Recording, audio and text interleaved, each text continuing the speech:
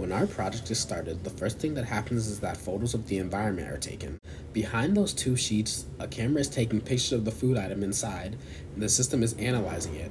It's looking for deformities in the skin that would vary from the fruit's natural color in order to assess its freshness.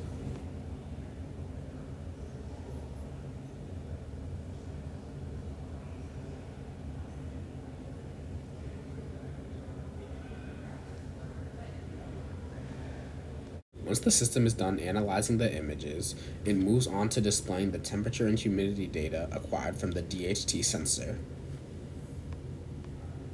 The temperature is displayed in Celsius and Fahrenheit as well as the humidity percentage. The color of the value indicates whether that value is within the optimal range or not. Red for no, green for yes. This is an overall view of the system. At the top of the box, you'll also notice some LED lights. They also serve as an indicator for the environment's conditions. The blue is due to the humidity percentage being within the optimal range, and the red is because the temperature is a bit too high. Once that part of the system is stopped, we are able to take a look at the data. We can have the image data as well as temperature and humidity data. As we can see, based off of the computer vision, the freshness percentage of the apple was about 32%. And this is one of the images that the camera took from inside the box. In addition to image data, we also wanted to be able to get information from a food item's barcode.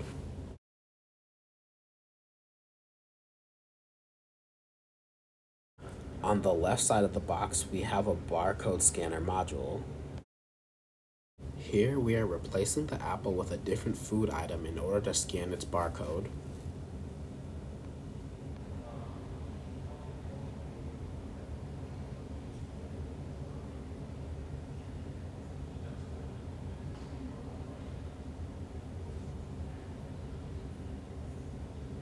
Even though we were unable to integrate the barcode scanner with the rest of the system, we wanted to demonstrate what would happen once a barcode was successfully scanned.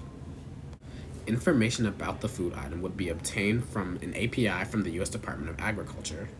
With the information obtained, we would be able to give the food a freshness value determined by its publication date as well as the rate at which bacteria might grow on it with the given temperature and humidity conditions. Lastly, we have some of the files that we used, as well as the location of the photos that the Pi camera took.